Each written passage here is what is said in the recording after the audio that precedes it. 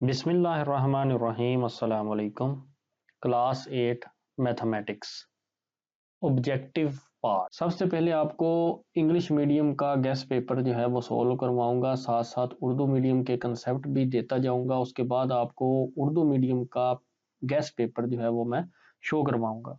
तो सबसे पहले इंग्लिश मीडियम का गेस्ट पेपर सॉल्व करते हैं। क्वेश्चन नंबर 1 है द नंबर 9 स्क्वायर रूट, 9 का स्क्वायर रूट। तो 9 का जो स्क्वायर रूट है वो इज इक्वल टू होता है 3 के। तो 3 इज अ रैशनल नंबर, तो देन 9 का square root is also a rational number. तो आपके पास करेक्ट ऑप्शन क्या है? सी। क्वेश्चन नंबर 2 आपके पास है टर्मिनेटिंग डेसिमल फ्रैक्शन इज।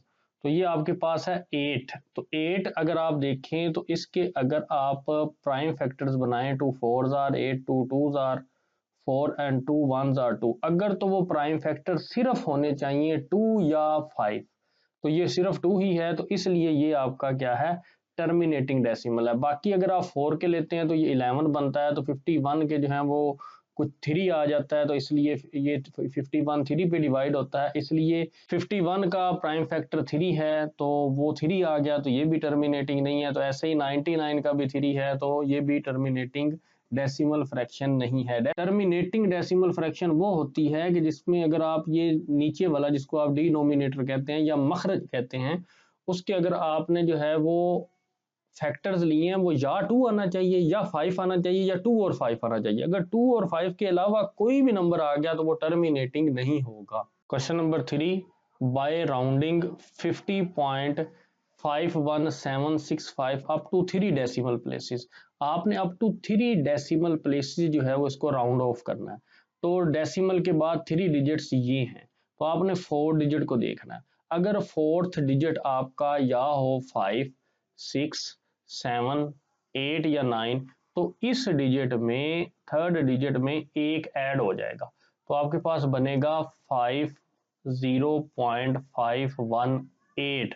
तो आपके पास कौन सा करेक्ट ऑप्शन है? बी ऑप्शन जो है वो आपका करेक्ट है, जो यही बन रहा है। Question number 4, the square root जजरुल मुरब्बा। स्क्वायर रूट से क्या मुराद होता है? जजरुल मुरब्बा। जजरुल मुरब्बा ऑफ 20.25। तो इसका जो है वो आपने स्क्वायर रूट या जजरुल मुरब्बा आपने फाइंड करना है। तो इसका जब आप स्क्वायर रूट लेते हैं तो आप पेयर बनाते हैं इसके इस डायरेक्शन में और इधर इस डायरेक्शन में। तो यहाँ पे आपका होगा 4 4 आर 16, तो यहाँ पे क्या बचेगा 4। तो यहाँ पे पॉइंट है, तो नीचे पॉइंट आप लिखें चाहे ना लिखें, लेकिन ऊपर लाजमी लिखते हैं। 2 5 पेयर है, तो ये पूरा पेयर जो है वो नीचे आएगा। तो यहाँ पे क्या होता है 4 और 4 ऐड होके यहाँ पे क्या आ जाएगा? 8 आ जाएगा। तो यहाँ पे जो है वो 5 से आप मल्टीप्लाई करेंगे तो 85 बनेगा। तो यहाँ पे भी 5 आएगा, तो 85 को जब आप 5 के साथ मल्टीप्लाई करते हैं तो 425 आपका आंसर आ जाता है। तो आपका स्क्वायर रूट क्या है? आपके पास आया 4.5। तो आपका करेक्ट ऑप्शन क्या है? ए 4.5। क्वेश्चन नंबर 5 है आपके पास, द स्क्वायर ऑफ 16।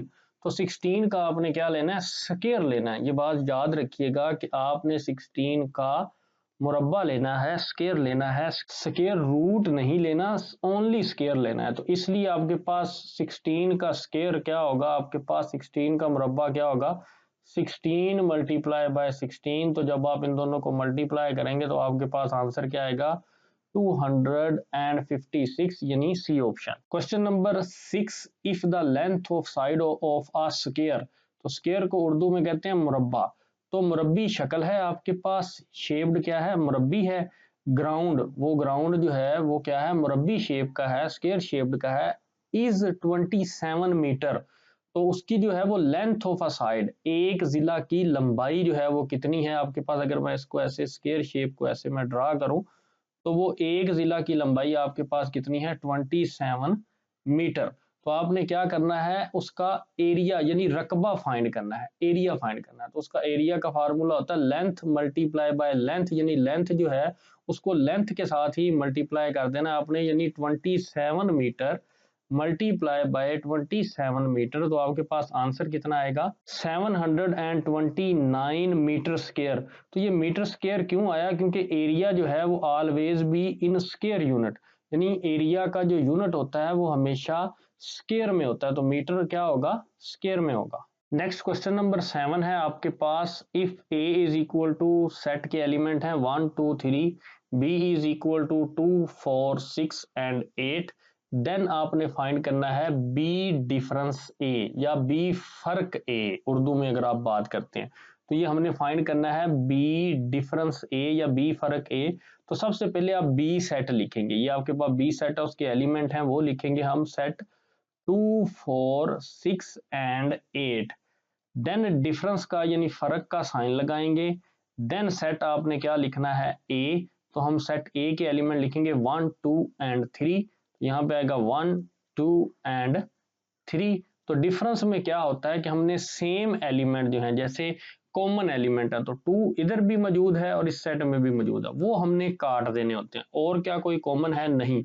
तो बाकी जो फर्स्ट सेट में जो बच जाए तो कौन से बचे, 4 6 एंड 8, तो ये आपका आंसर होता है फर्स्ट सेट में जो बच जाएंगे। बात आपने याद रखनी है, सेकंड में जो एलिमेंट बच जाएं वो नहीं लिखने, सिर्फ फर्स्ट के एलिमेंट हम डिफरेंस में लिखते हैं। तो फर्स्ट के हैं 4 6 एंड 8, तो आपके पास आंसर है यहाँ पे D option 4 6 and 8। Question number 8 है the set of first 5 natural numbers, तो पहले 5 कुदरती अदाद आपने बताने हैं। तो कुदरती अदाद या नेचुरल नंबर जो हैं वो 1 से स्टार्ट होते हैं, तो वो क्या होगा, ऑप्शन आपका 1 2 3 4 एंड 5, फर्स्ट 5 नेचुरल नंबर हैं, तो आपके पास करेक्ट ऑप्शन आपका क्या है, बी ऑप्शन, पहले 5 कुदरती अदाद यही बनते हैं। क्वेश्चन नंबर 9 है द नंबर ऑफ सबसेट्स, तो आपने ताती सेट बताने हैं, सबसेट को उर्दू में हम क्या कहते हैं, ताती सेट, उनकी तादाद बतानी है। The number of subsets of set ए, तो ए के कितने एलिमेंट हैं, ए के अंदर 2 है और सिर्फ एक ही एलिमेंट जो है वो ए के अंदर पाया जाता है। तो सबसेट्स, नंबर ऑफ सबसेट या ताती सेट की तादाद मालूम करने का फार्मूला है 2 की पावर n।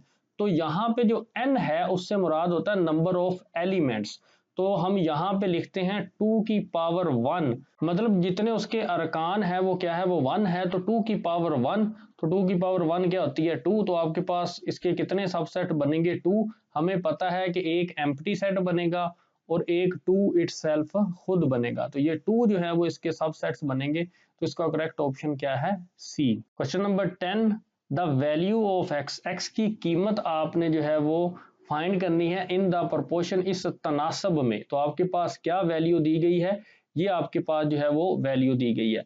हम जानते हैं product of extreme is equal to product of mean, यानी तरफैन का हासिल ज़रब बराबर होता है वस्तैन के हासिल ज़रब के, तो हम सबसे पहले तरफैन को मल्टीप्लाई करते हैं, मतलब 3 multiply by 12 is equal to, फिर हम वस्तैन को मल्टीप्लाई करते हैं, पहले हमने एक्सट्रीम को किया, फिर अब हम मीन को कर रहे हैं, तो x मल्टीप्लाई बाय एक्स क्या होगा, एक्स स्क्वायर।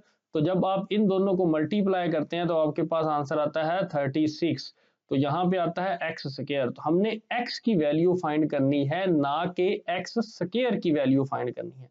तो इसलिए x लाने के लिए हम दोनों तरफ एक ऑपरेशन यानी स्क्वायर रूट अप्लाई करेंगे, यानी दोनों तरफ जजर ले लेंगे, तो आपका स्क्वायर और स्क्वायर रूट कैंसिल हो जाएगा, तो यहाँ पे वो x आ जाएगा, उसकी वैल्यू है 36, का स्क्वायर रूट लें तो आंसर क्या आता है 6, तो आपके पास ऑप्शन क्या करेक्ट है, बी ऑप्शन 6। क्वेश्चन नंबर 11 है Hasan bought a chair of Rs 8400 and sold it for 8946, मतलब हसन ने एक जो है वो चेयर खरीदी, कितनी, 8400 रुपए की, और उसे बेच दी कितने में, 8946 रुपए में, तो उसे प्रॉफिट हुआ, क्यों, क्योंकि उसकी जो है वो कॉस्ट प्राइस जो है वो कम है और सेल प्राइस क्या है उसकी ज्यादा है, तो आपके पास क्या होता है, प्रॉफिट होता है। तो कितना उसे प्रॉफिट हुआ, तो जब हम प्रॉफिट निकालते हैं तो हम सेल प्राइस में से कॉस्ट प्राइस जो है वो क्या कर देते हैं, सब्ट्रैक्ट कर देते हैं,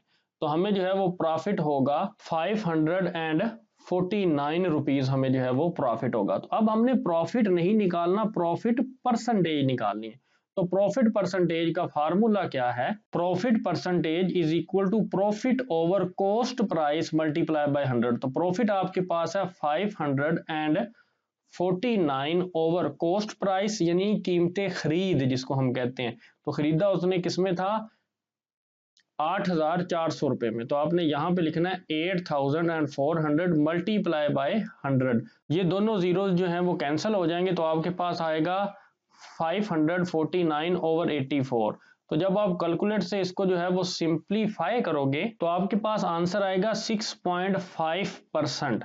तो ये जो है आपके पास क्या आ जाएगा, करेक्ट ऑप्शन है आपका सी ऑप्शन। तो यहाँ पे आगे आपने जो है वो उसके बाद जो डिजिट्स आएंगे कैलकुलेटर पे वो आपने इग्नोर कर देने। तो ये आपके पास जो है वो एग्जैक्ट आंसर है। क्वेश्चन नंबर 12 है, रुपीज है आपके पास 21,000 इनटू यूएस डॉलर्स, आपने जो है वो इसको कन्वर्ट करना है, जबकि $1 जो है वो कितने रुपीज का है, 280 पाकिस्तानी रुपीज का है। तो आपके पास जो है वो कितने जो हैं रुपीज हैं पाकिस्तानी, तो ये इतने हैं। तो आपने इसको यूएस डॉलर में कन्वर्ट करना है, तो आप जो है वो इसको डिवाइड करेंगे 21,000 को किससे, 280 से। तो आपके पास आंसर आएगा 75। यहाँ पे क्या आंसर आएगा, $75 जो है वो इसमें कन्वर्ट हो जाएंगे। क्वेश्चन नंबर 13 है, इफ यहाँ पे एक nth टर्म या जनरल टर्म दी गई है, तो आपने then the value of A5 आपने फाइंड करना है। तो ये कैसे 5 होगी कि ये n है और ये n है, इन दोनों की जगह आप क्या पुट कर देंगे, 5 पुट कर देंगे। तो यहाँ पे तो A5 बन जाएगा और इधर उसकी वैल्यू आ जाएगी 2, n की जगह आपने 5 पुट किया, -1, 5 2 10 -1, तो आपके पास आंसर कितना आ जाएगा 11। तो आपके पास करेक्ट ऑप्शन क्या है, C 11। क्वेश्चन नंबर 14 है आपके पास, the next term of the arithmetic sequence. तो आपने जो है वो अर्थमेटिक सीक्वेंस में नेक्स्ट टर्म जो है वो आपने बतानी है। तो फर्स्ट टर्म है 3 में अगर आप 9 ऐड करते हैं तो आपके पास बना था 12, फिर आपने 12 में 9 ऐड किया तो आपके पास बना 21। अब जब आप 21 में 9 ऐड करेंगे तो आपके पास क्या बनेगा, 30 बनेगा। तो ये आपका क्या है, करेक्ट ऑप्शन है। क्वेश्चन नंबर 15 है, द क्लोज्ड सेंटेंस इज।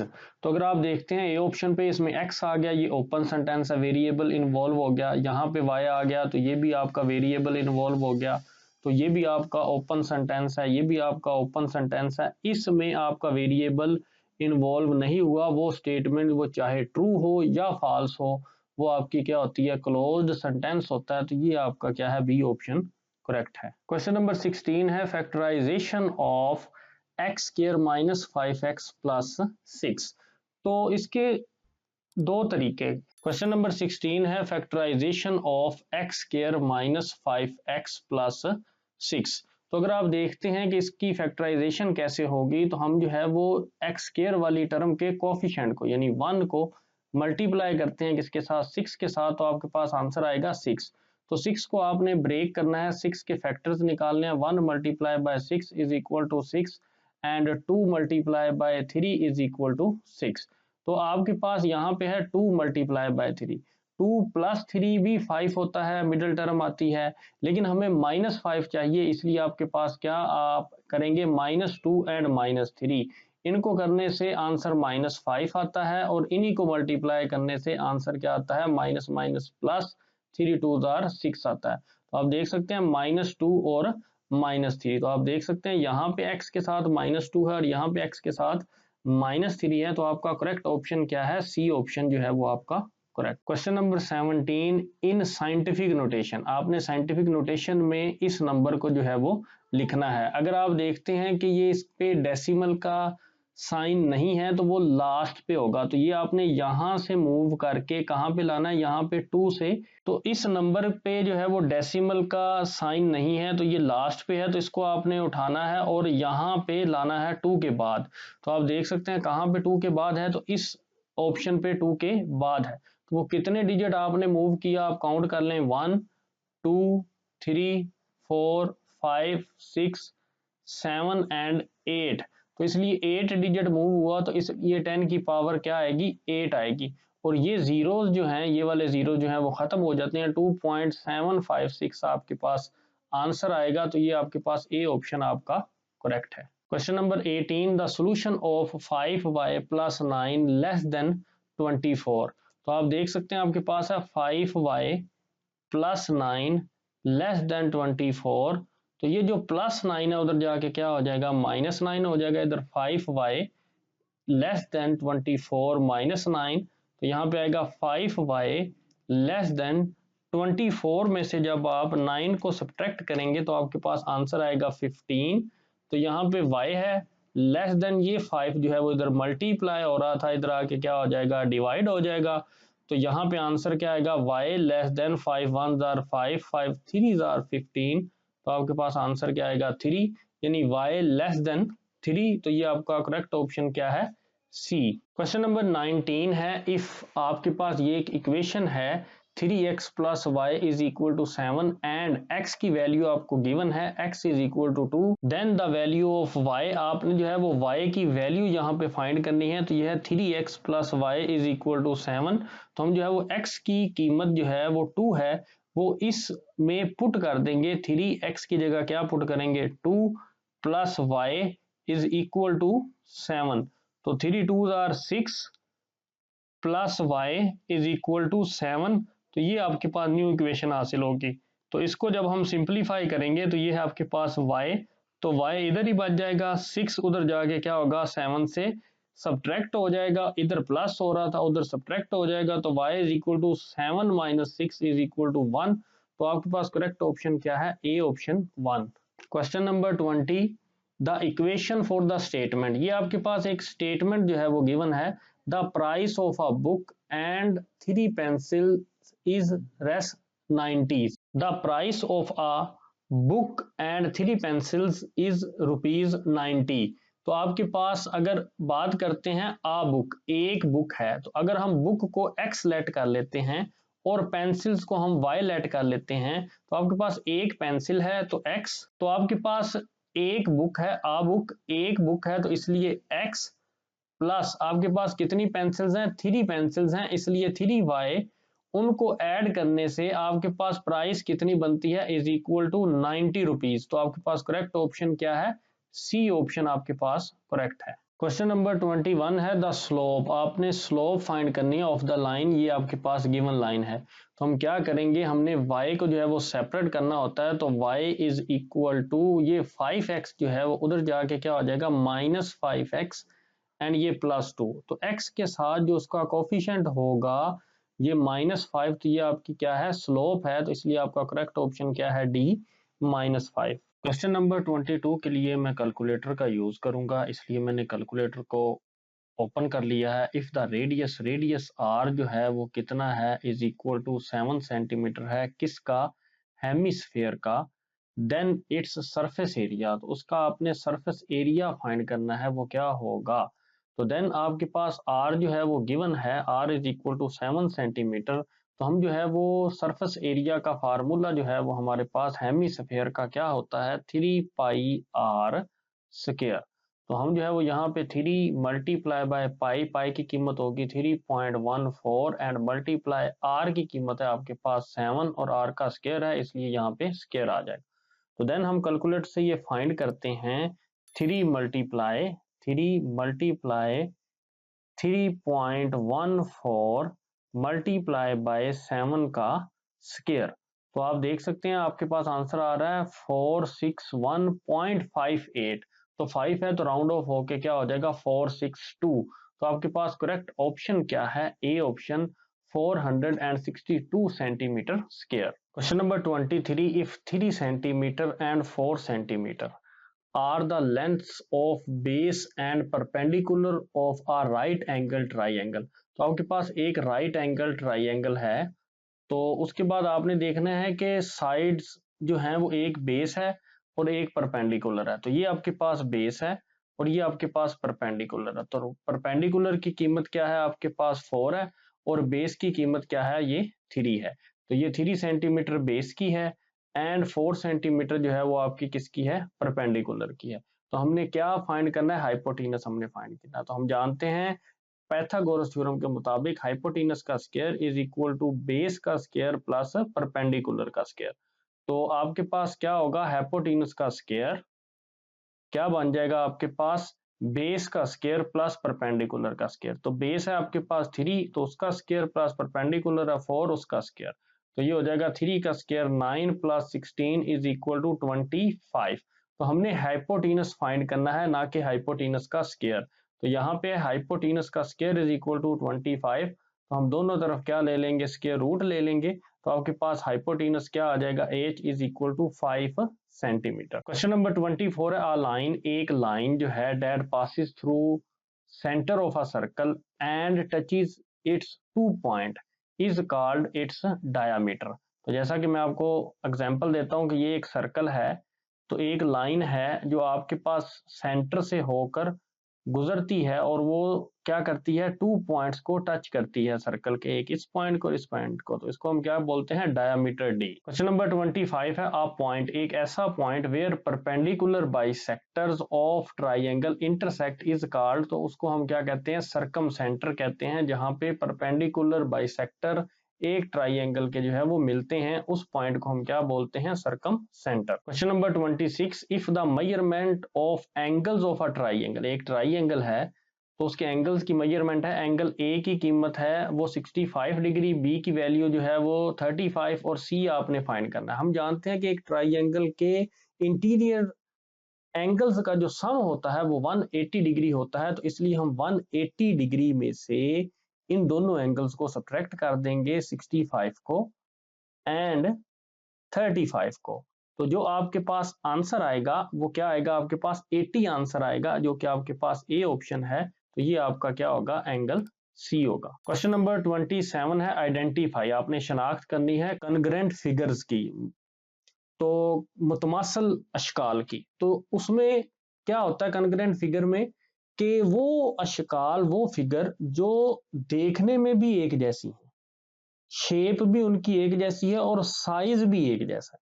तो अगर आप फर्स्ट की बात करते हैं, इन दोनों को देखने में तो एक जैसी है, लेकिन साइज जो है वो दोनों का सेम नहीं है।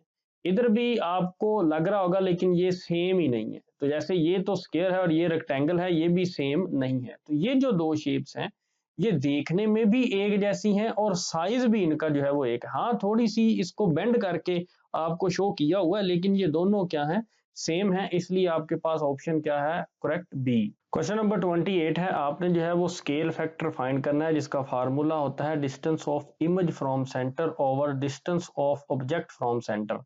तो स्केल फैक्टर है ये आपके पास, तो आप देख सकते हैं डिस्टेंस ऑफ ऑब्जेक्ट वो कितना है आपके पास 6 जो है रिस्पेक्टिवली, इमेज फ्रॉम सेंटर का जो है वो डिस्टेंस क्या है, वो आपके पास 2 यूनिट है, तो ऊपर जो है वो 2 आएगा और नीचे जो है वो 6 आएगा, क्योंकि इमेज फ्रॉम सेंटर का आपने जो है 2 जो है वो ऊपर आपने रखना है और डिस्टेंस ऑफ ऑब्जेक्ट यानी 6 जो है वो आपने फार्मूले में आप देख सकते हैं आपने नीचे रखना है। तो 2 1 are 2, 2 3 are 6, तो आंसर कितना आएगा, ए ऑप्शन 1/3। क्वेश्चन नंबर 29 है, a student got 42, 43 and 35 marks in 3 subjects. तो आपने इसकी क्या निकालनी है, मीन यानी एवरेज निकालनी है आपने।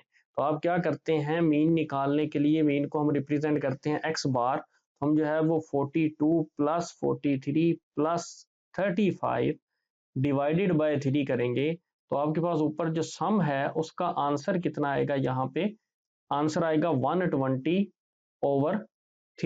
तो यहाँ पे आंसर कितना आ जाएगा 40। तो आपके पास करेक्ट ऑप्शन क्या है, मीन 40 जो है वो आपका करेक्ट ऑप्शन है। क्वेश्चन नंबर 30 है, the example of continuous data. Data की 2 टाइप्स आपने पढ़ी हैं, एक डिस्क्रीट डाटा और एक कंटिन्यूअस डाटा। तो डिस्क्रीट डाटा क्या होता है, जो कंप्लीट नंबर होता है, जैसे 6 फ्लावर्स, 20 गर्ल्स, 15 बॉयज। और कंटिन्यूस डाटा वो होता है जो डेसिमल में दिया जाए, जो मेजर किया जाए, जो जिसकी पैमाइश की जाए, जैसे आप वेट करते हैं, आप हाइट नापते हैं, आप स्पीड नापते हैं, तो वो कंटिन्यूस डाटा। अगर आप काउंट करते हैं तो वो डिस्क्रीट डाटा है, जैसे ये काउंटिंग है तो वो डिस्क्रीट डाटा होगा। तो यहाँ पे आपका करेक्ट ऑप्शन डी है, 3.5 kg। क्वेश्चन नंबर 31 है, if A and B are 2 independent events, तो देन आपने probability of A intersection B बतानी है, तो ये आपके पास ऑप्शन सी है, probability of A multiply probability of B. Question number 32, if a coin is tossed twice, एक सिक्का जो है वो 2 मरतबा क्या किया जाता है, उछाला जाता है, then the probability of getting 2 tail is, तो आपके पास क्या होगा, ट्वाइस, सिक्का जो है वो कितनी दफा उछाला जाता है, 2 मरतबा। तो यहाँ पे सैंपल स्पेस क्या होगा, head head, head tail, tail head और टेल टेल। तो ये आपके पास सैंपल स्पेस है, तो सैंपल स्पेस आपके पास यानी n ऑफ s क्या है आपके पास 4, तो उसने कहा टू टेल, तो मतलब इवेंट क्या है, ये सिर्फ ये टू टेल। तो आपका आंसर क्या आएगा, probability of A is equal to, तो इवेंट आपके पास कितना है 1 over total number of sample space 4 है, तो आपके पास आंसर कितना आएगा 1 ओवर 4। तो आपके पास करेक्ट ऑप्शन क्या है, बी। उर्दू मीडियम का पेपर जो है वो मैंने सॉल्व किया है, इंग्लिश मीडियम का वही गेस पेपर जो है वो मैंने यही सॉल्व किया था। तो ये गेस पेपर मैंने इंग्लिश मीडियम में समझाया हुआ है, मैं सिर्फ इधर इसके निशान जो है वो आपको लगा के दे रहा हूँ ताकि आप जो है वो कंफर्म कर सकें इसको। तो मैंने जो है वो पहले इसको जो है वो समझा दिया है इंग्लिश मीडियम के पेपर में।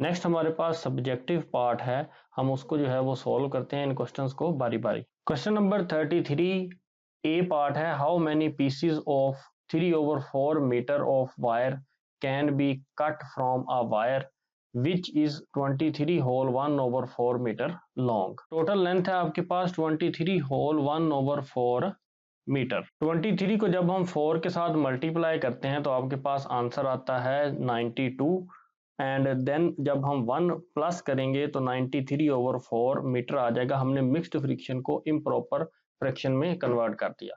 तो अब आपने how many pieces of 3/4 metre जो है वो फाइंड करने हैं। तो हाउ मैनी पीसीज कितने होंगे आपके पास पीसीज, तो हाउ मैनी पीसीज, तो आप जो है वो इसको डिवाइड करेंगे किसके साथ, 3/4 के साथ। 93/4 डिवाइडेड बाय 3/4। तो जब आप इस डिवीजन के साइन को जब आप मल्टीप्लीकेशन में चेंज करते हैं तो ये 3/4 उल्ट के 4/3 हो जाएगा। तो ये 4 और 4 कैंसिल हो जाएगा आपके पास। तो आपके पास क्या बचेगा 93/3। तो जब आप इसको सिंप्लीफाई करेंगे 3 1s are 3, 3 3s are 9, 3 1s are 3, तो आपके पास आंसर कितना आएगा 31 आपके पास जो है वो करेक्ट आंसर आएगा। हाउ मैनी पीसीज, तो कितने पीसीज हैं, तो 31 पीसीज जो हैं वो 3/4 मीटर्स के जो हैं वो आप करेंगे। Find square root, find square root यानी आपने जजरुल मुरब्बा फाइंड करना है। उर्दू मीडियम में अगर हम बात करें तो हमने जजरुल मुरब्बा फाइंड करना है बाय डिवीजन मेथड। तो 65,025 इसका आपने डिवीजन मेथड के साथ जो है वो इसको सिंप्लीफाई करना है। तो सबसे पहले आप पेयर्स बनाएंगे, तो पेयर्स हम जो है वो ऐसे बनाएंगे, ये फर्स्ट, देन ये सेकंड, और ये सिंगल बच गया तो ये आपके पास ये आ जाएगा। इधर 2 2 4 हो जाएगा, यहाँ पे 4 आ जाएगा। तो यहाँ पे 6 - 4, तो आंसर यहाँ पे कितना आएगा 2। इन दोनों को हम जो है वो प्लस करके यहाँ पे लिखते होते हैं तो ये 4 आ जाएगा, और ये जोड़ा पूरा नीचे आएगा तो यहाँ पे क्या हो जाएगा 50 हो जाएगा। तो यहाँ पे आप 5 करेंगे तो यहाँ पे भी आपको 5 लिखना पड़ेगा। तो 45 मल्टीप्लाई बाय 5 जब आप करते हैं तो जब आप 45 को 5 से मल्टीप्लाई करते हैं तो आपके पास आंसर आता है 225। 5। तो जब आप सब्ट्रैक्ट करते हैं तो यहाँ पे आपके पास क्या आएगा 25। तो अब ये वाला पेयर जो है वो नीचे आएगा 25, तो इधर आपका क्या ऐड होगा, प्लस ऐड होगा अब की दफा। तो यहाँ पे 45 प्लस क्या हो जाएगा 50। तो अब यहाँ पे फिर ये 5 पे आप इसको मल्टीप्लाई करेंगे तो यहाँ पे भी 5 लिखेंगे और यहाँ पे भी 5 लिखेंगे। 505 को जब आप 5 से मल्टीप्लाई करेंगे तो आपके पास यही आंसर आ जाएगा, जो कि आपका अब आंसर क्या आया बाय डिवीजन मेथड 255 जो है वो स्क्वायर रूट है किसका, 65,025 का। नेक्स्ट क्वेश्चन है कि आपके पास ये गिवन है ए एंड बी। तो ए इज इक्वल टू है आपके पास 2 4 6 8 10 12। बी जो है वो सेट जो है वो इज इक्वल टू है 2 4 6 एंड 8। एंड देन आपने कम्यूटेटिव लॉ ऑफ इंटरसेक्शन जो है वो वेरीफाई करना है। तो जो हमारे पास होता है commutative law of intersection, A intersection B is equal to B intersection A. सबसे पहले आपने ये ऐसे लिखना है। देन हम जो है वो लेफ्ट हैंड साइड वेरीफाई करते हैं। लेफ्ट हैंड साइड आपके पास है ए इंटरसेक्शन बी। तो ए आपके पास ये सेट है, इसके एलिमेंट हैं 2 4 6 8 10 एंड 12। देन इंटरसेक्शन का साइन आएगा। देन बी सेट आप लिखेंगे 2 4 6 एंड 8। तो जब आप देखते हैं इन दोनों में इंटरसेक्शन, तो ये 2 4 6 8 इधर है और 2 4 6 8 इधर है, तो ये इनमें कॉमन एलिमेंट्स हैं। तो यही आपका क्या होगा, इंटरसेक्शन होगा 2 4 6 8। इंटरसेक्शन में हम कॉमन एलिमेंट लिखते हैं। देन आपके पास है right hand side. Right hand side में आपके पास क्या है, बी इंटरसेक्शन ए। ये आएगा बी इंटरसेक्शन ए। तो बी इंटरसेक्शन ए में सबसे पहले आप बी सेट लिखेंगे जो कि है 2 4 6 and 8। And then intersection A set आप लिखेंगे जो कि है 2 4 6 8 10 एंड 12। तो अगर आप देखते हैं तो इसमें भी कॉमन आप देखते हैं तो ये आएगा 2 4 6 8। तो इधर भी क्या है 2 4 6 8। तो आपके पास करेक्ट ऑप्शन आपका क्या है, यहाँ पे आंसर क्या आएगा 2 4 6 8। तो ये आपके पास आपकी राइट हैंड साइड है। तो hence verify left hand side is equal to right hand side. तो आपका कम्यूटेटिव लॉ ऑफ इंटरसेक्शन क्या हो गया, वेरीफाई हो गया। असलम बाउड, असलम खरीदता है एक पीस ऑफ लैंड, एक जमीन का टुकड़ा ₹4 लाख में and sold it out for 2.5 lakh. तो यहाँ पे है जो वो 2 लाख एंड 2,50,000 का जो है वो उसको सेल कर देता है, जो कि उसे क्या हुआ, लॉस हुआ। तो आपने लॉस परसेंटेज बतानी। कॉस्ट प्राइस उसकी 4 लाख थी, सेलिंग प्राइस उसकी 2,50,000 थी। तो लॉस उसे कितना हुआ, 1,50,000 का। तो लॉस परसेंटेज क्या होगी आपके पास, तो आप ऊपर जो है वो लिखेंगे loss over cost price multiply by 100। तो ये आपके पास आंसर आ जाएगा। ऐसे ही उसकी कीमतें खरीद थी 4 लाख, फरोख्त उसने किया 2.5 लाख में, नुकसान उसे हुआ 1.5 लाख का। उसका नुकसान फीसद जो है वो कितना निकला, नुकसान ओवर कीमतें खरीद मल्टीप्लाई बाय 100। तो ये आपके पास आपका करेक्ट आंसर आ जाएगा। Find the general term. General term आपने किसकी फाइंड करनी है, ज्योमेट्रिक सीक्वेंस की। तो ये आपके पास ज्योमेट्रिक सीक्वेंस है। ज्योमेट्रिक सीक्वेंस क्या होती है कि अगर आप सेकंड टर्म या अगली टर्म से पिछली टर्म डिवाइड करें, जैसे 3 डिवाइडेड बाय 1 आंसर 3। तो जब आप 9 डिवाइडेड बाय 3 करेंगे तो आंसर फिर भी क्या आएगा आपके पास 3। जब आप 27 डिवाइडेड बाय 9 करेंगे तो फिर भी आपके पास आंसर कितना आएगा 3। तो ये कॉमन रेशो जो है वो आपके पास कितनी है, 3। इसलिए आर यहाँ पे क्या लिखा हुआ है, 3 लिखा हुआ। A1 जो है वो फर्स्ट टर्म होती है, तो A1 आपके पास कितना यहाँ पे 1 है। तो A1 जो है वो 1 है और R जो है वो 9/3 इज इक्वल टू क्या है, यहाँ पे 3 है। तो अब जनरल टर्म का फार्मूला क्या है, ज्योमेट्रिक सीक्वेंस का an is equal to a1 r n-1। तो ये आपके पास जो है ये जनरल टर्म का फार्मूला है। तो a1 की कीमत यहाँ पे क्या है, a1 की कीमत 1 है, तो इसलिए यहाँ पे 1 लिखी हुई है। तो आप देख सकते हैं r की कीमत 3 है, तो आप देख सकते हैं ये r की कीमत 3, यहाँ पे भी मैंने आपको एक्सप्लेन किया 3 है, तो ये 3 एंड देन ऊपर क्या है n-1। तो यहाँ पे 1 जो है वो मल्टीप्लाई होके जो है वो खत्म हो जाएगा। तो nth टर्म या जनरल टर्म आपकी क्या आ जाएगी, 3 की पावर n-1। तो यहाँ पे जो है दोनों तरह जो है उर्दू और इंग्लिश मीडियम में क्वेश्चन किया हुआ है। एवेल्यूएट 109 की पावर 2, इसको आपने यूजिंग फार्मूला जो है वो सोल्व करना है। तो इसको जो है हम फार्मूला की मदद से जो है वो सोल्व करेंगे। 109 यानी 109 को हम लिख सकते हैं 100 + 9। तो आप जानते हैं आपके पास फार्मूला है a प्लस बी का स्क्वायर, ये आइडेंटिटी है आपके पास जिसको हम लिखते हैं a square plus 2ab plus B square. तो यहाँ पे a जो है वो 100 है और b जो है वो क्या है 9 है, तो इसलिए 100 का स्क्वायर प्लस 209 प्लस 9 का स्क्वायर इसी आइडेंटिटी के मुताबिक।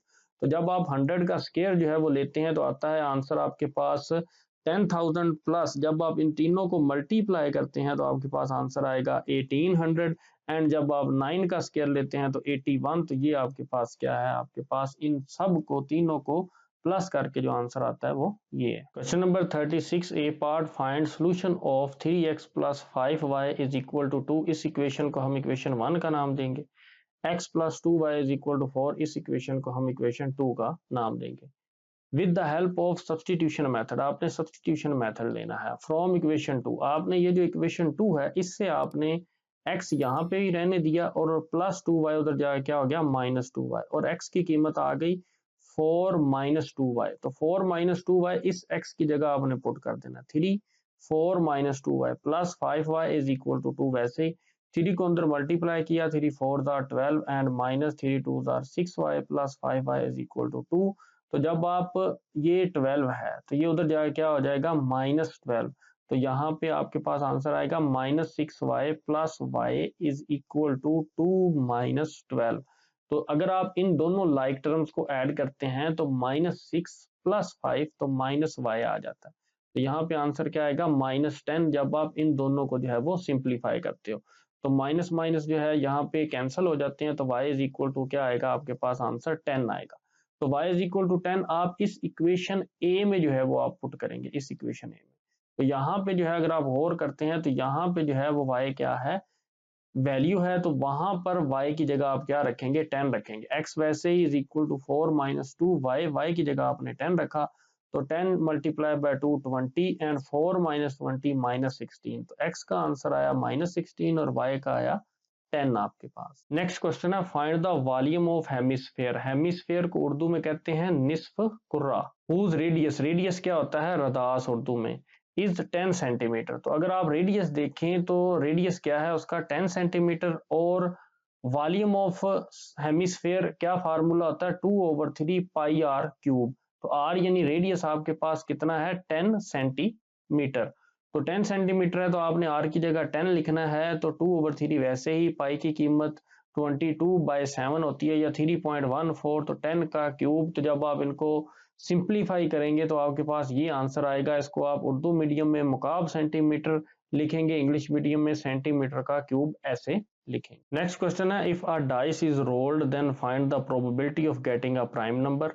तो हमारे पास टोटल सैंपल स्पेस है 1 2 3 4 5 6, यानी आपने लूडो के दाने को जब आपने रोल किया तो आप देखते हैं टोटल सैंपल स्पेस लूडो के दाने में होते हैं 6, यानी नंबर ऑफ एस जो है वो 6 है। तो लेट ई आपने इवेंट रखा कि प्राइम नंबर आना चाहिए। तो प्राइम नंबर क्या होते हैं 2 3 एंड 5। इस इन में प्राइम नंबर क्या है 2 3 और 5 आपके पास प्राइम नंबर है। तो वो कितने आपके पास है 3। तो प्रोबेबिलिटी ऑफ ई यानी उस इवेंट की प्रोबेबिलिटी क्या होगी N of E over N of S.